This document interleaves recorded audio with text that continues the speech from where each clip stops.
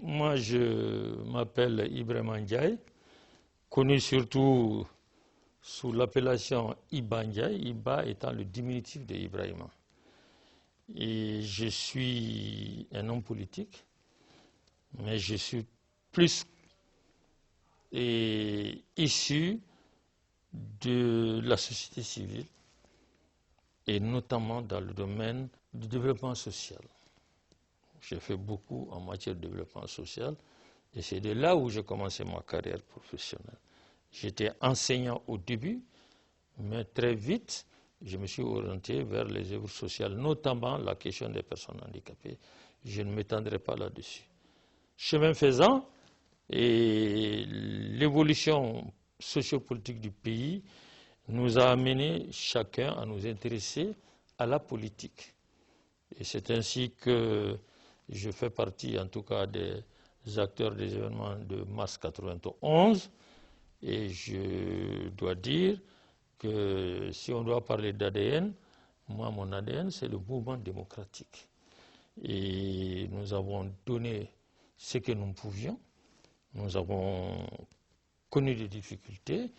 Nous avons enregistré, pour ma part, c'est le partisan qui parle, beaucoup de réussites, mais aussi des revers. Et dans le contexte le Mali d'aujourd'hui, c'est bon de rappeler ces choses-là. Avant de faire quoi que ce soit, il faut reconnaître ce que nous avons pu faire de bon et ce que ne nous a pas réussi. Et conscient de cela, demander pardon, mais repartir sur de nouvelles bases. Et tous les Maliens peuvent se retrouver là, mais autour de ce seul idéal. Et en ce moment, on peut travailler ensemble. L'inclusivité, j'ai mon point de vue là-dessus. Ça ne veut pas dire que tout le monde vienne au gâteau. Tout le monde vient, mais autour d'un programme. Et ce programme a un leader.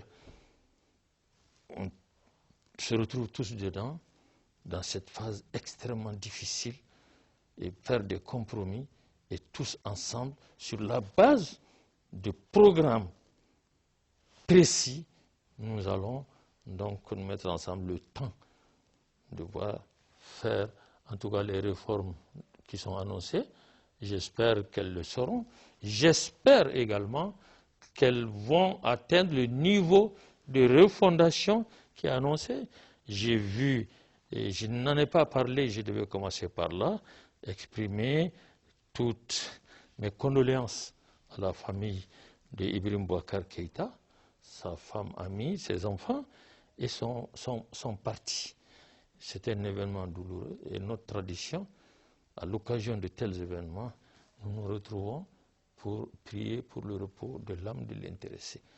Et ça, je pense que c'est nécessaire. Mais aujourd'hui, le Mali, rien que le Mali, et si on est sincère, on doit pouvoir se remettre en cause et puis donner la main aux autres pour aller de l'avant. Mais quand un parti lui-même se disloque, ce n'est pas un exemple pour pouvoir convaincre les autres pour venir voter pour vous.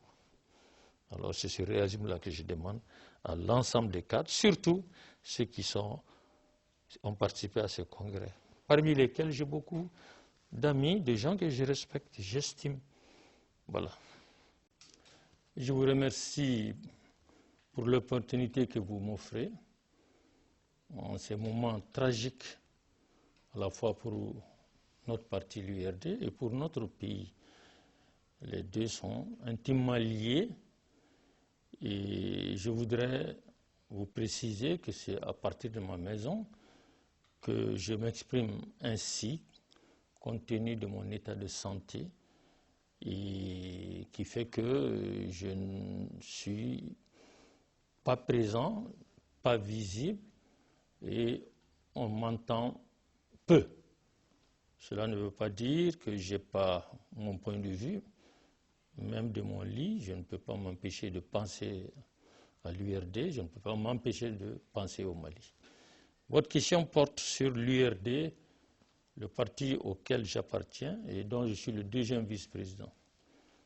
C'est moi-même, compte tenu de mon état et que je ne suis pas audible, j'ai demandé à rencontrer aujourd'hui le président Salikou pour lui dire que mon silence peut prêter à confusion et qu'il est important que je vienne le voir pour renouveler ma confiance et réaffirmer mes positions qui sont connues de tous pour le bien de l'URD, mais surtout pour le bien du pays.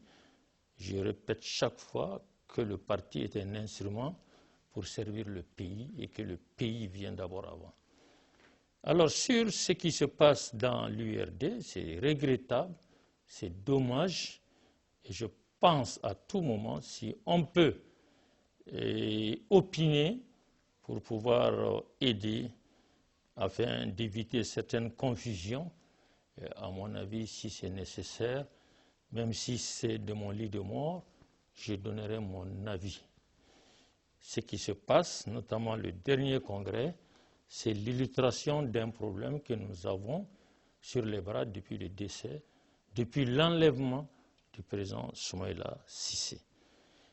Et nous sommes arrivés à un point pratiquement de rupture et il ne reste qu'un seul fil. Est-ce que c'est encore possible? J'ose le croire. Et je réaffirme cette position par rapport au professeur Salikou, qui n'a pas choisi d'être là. Dieu en a voulu ainsi. Soumaïla nous a quittés. Le président, par intérim, jusqu'à preuve du contraire, continue à diriger les affaires du pays. Certains ont un autre avis et ont donné beaucoup d'explications par rapport à leur posture, par rapport à leur position. Et mon avis, c'est qu'il faut continuer avec la direction sortie du dernier congrès. S'il doit y avoir changement, pour quelques raisons essentielles, je pense que nous devrions raison garder. La première raison, c'est la situation du pays.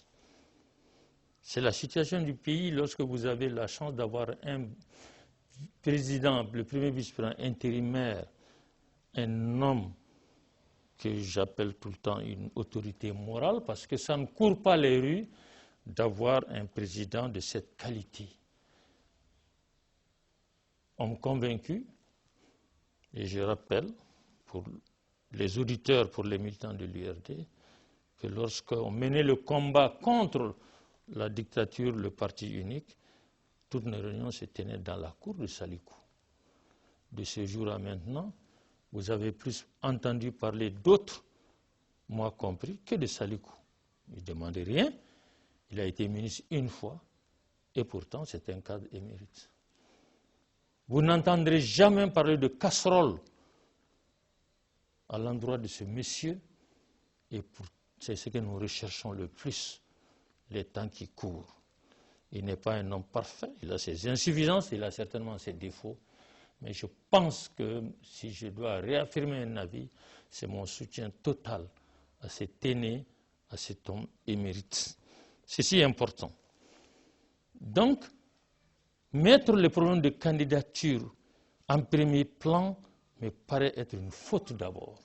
Nous sommes absents du débat sur le Mali qui se cherche, qui vit une situation tragique.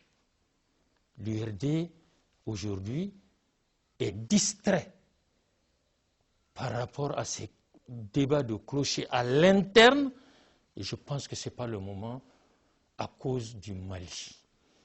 Et je pense que ceux qui ont fait ce choix déjà, jusqu'à se doter d'un nouveau président, ils sont, pour ma part, dans l'erreur, et je voudrais encore leur dire, essayez de vous ressaisir. Ils n'ont pas touché aux autres membres. Seul le bureau, la place laissée par Soumaïla a été pourvue. Salikou est toujours vice-président, premier vice-président, Ibanja est toujours deuxième vice-président, et beaucoup d'autres vice-présidents qui ne sont pas d'accord et qui n'ont pas participé au congrès. S'ils ont fait ce choix, ça peut paraître élégant, chacun garde ce poste, mais qui peut accepter d'aller travailler dans un contexte comme ça lorsque vous avez un minimum de sens d'honneur et de dignité?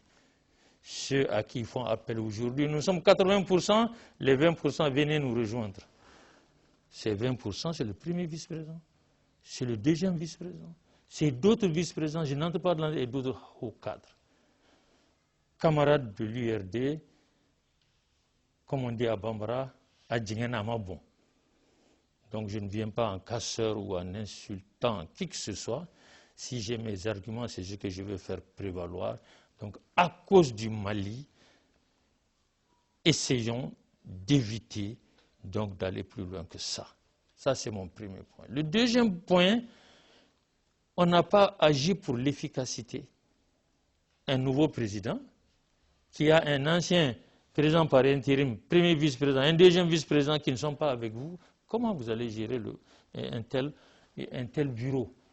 Donc ce n'est pas l'efficacité, c'est d'autres problèmes qui se trouvent à l'horizon. Je ne suis pas du tout pessimiste parce que nous sommes là pour le pays et j'espère que l'URD va sortir, grandir de cette épreuve. Et si ce n'est pas le cas, deux camps sont en face. On ne peut pas dire que l'autre camp n'est rien. Mais du temps de Soumaïla, et je rappelle, nous avons fait le constat et un choix. L'URD seul ne peut pas gagner. Nous aurons toujours besoin des autres. Et cette analyse a amené Soumaïla et beaucoup d'entre nous à faire le choix d'un directeur de cabinet d'un autre parti. C'est du jamais vu dans l'histoire politique de notre pays. Et c'était Tchéblin Dramé qui a été choisi directeur de cabinet. Et tous les autres membres du parti ont accepté ce choix pourvu que d'autres viennent à nous. C'est ce constat que seul on ne peut pas gagner. Et si cette URD du temps de Soumaïla a fait ce constat et nous a amenés à faire des choix, aujourd'hui, si cette URD sans Soumaïla éclate encore, mais où est-ce que vous allez partir? Donc c'est le bon sens même que je défends là, et pour dire aux gens, si vous ne faites pas attention, dans cette situation, nous serons un complément d'effectifs, parce que vous allez vous aligner derrière d'autres, l'avenir nous le dira, et l'avenir, c'est dans quelques mois, dans quelques années. Je voudrais ajouter ma voix à tout ce que j'entends pour dire aux militants, ceux qui ont participé au congrès et qui ont fait ces choix, c'est un combat sans issue pour l'URD et on n'aide pas le Mali dans l'état où il se trouve. J'aurais souhaité que les problèmes cruciaux qui se posent au Mali fassent l'objet de nos débats, de nos efforts et de nos recherches. Voilà le sens que je donne à cette interview, et contraint et forcé, mais je pense que cela se doit, et honnêtement, à tous ceux de l'URD qui ont combattu pour que l'URD soit cette force. Il y a d'abord les membres fondateurs, ceux parmi lesquels je m'inscris.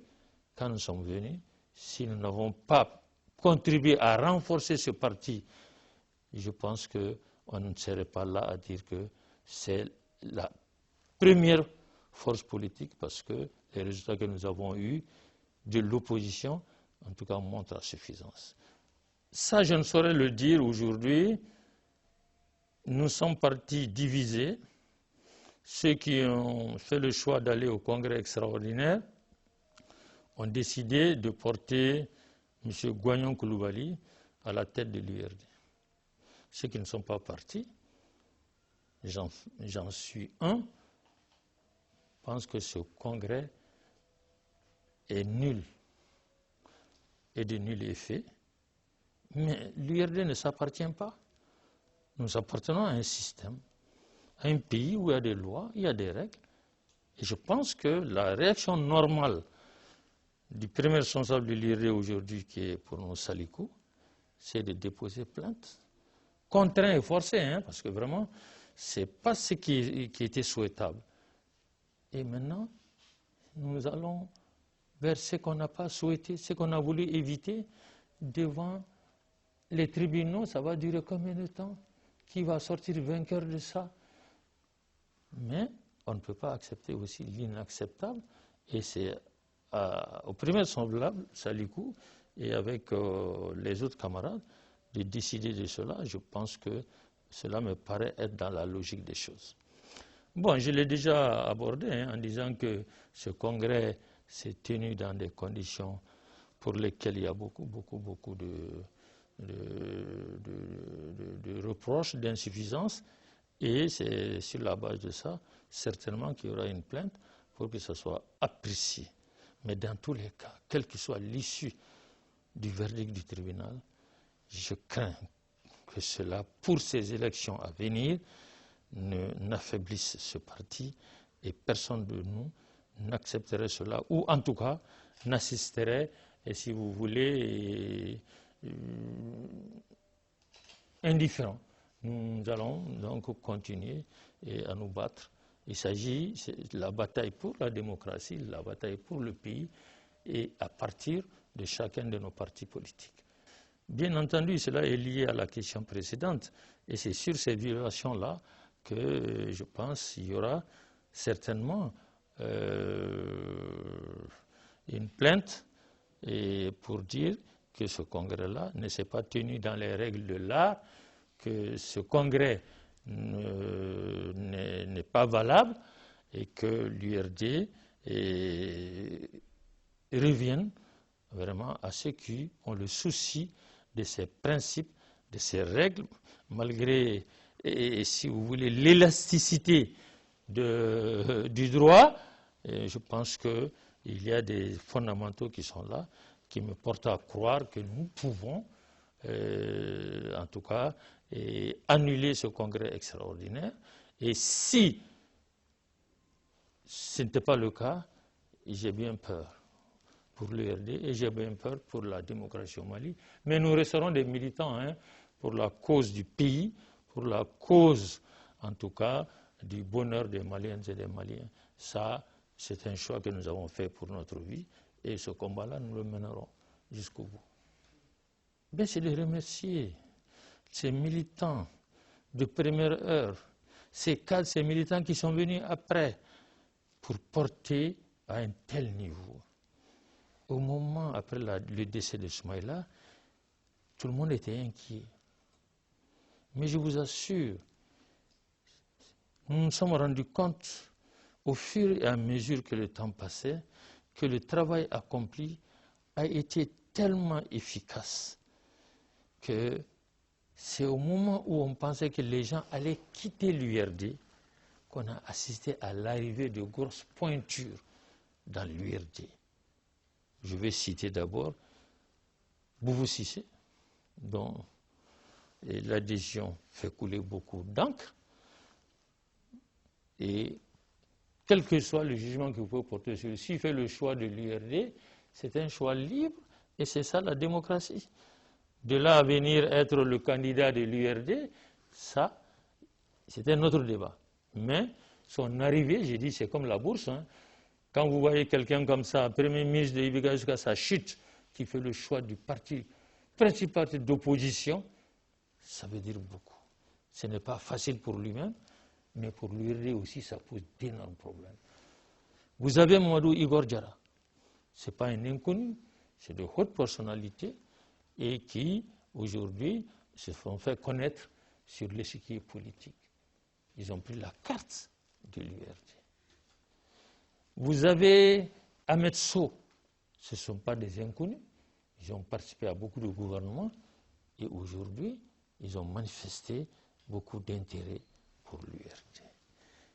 Il y en a d'autres, beaucoup d'autres qui sont venus sans beaucoup de bruit et des cadres qui sont venus individuellement, parmi lesquels vous avez des opérateurs économiques, vous avez des ressorts de la société civile, vous avez des gens connus dans le monde syndical. Et nous avons enrichi toutes ces personnalités. Alors, mais comment gérer tout cela? Mais ça montre qu'il y a eu un travail extraordinaire, mais on n'arrive pas à gérer donc les conséquences de ces multiples adhésions, parce que souvent, derrière ces choix, il y a des intérêts. Mais ça, c'est légitime. Qu'il y ait ces intérêts, déjà, nous pouvons expliquer que c'est une confiance à la force de l'URD, parce que si vous voulez être président de la République, vous pouvez aller ailleurs, mais vous faites le choix de l'URD, ceci ne peut pas être des ennemis pour l'URD. J'ai dit, c'est notre capacité à gérer ces nouvelles donnes qui est en cause, et il faudrait que jusqu'à présent, nous disons à chacun d'eux qui ont fait le choix de venir prendre la carte de l'URD, qui sont chez eux, il ne faut pas des ennemis, mais un combat, un parti politique, c'est toujours un combat d'idées. Les avis peuvent diverger, mais il ne peut pas être des ennemis de l'URD, et nous devons, et c'était ça mon rêve, j'ai dit, je n'ai pas de candidat. Mais si l'URD arrive à se mettre d'accord sur un candidat, naturellement ce candidat s'impose à nous tous. Dans la division, vraiment, je suis très malheureux et très malheureux.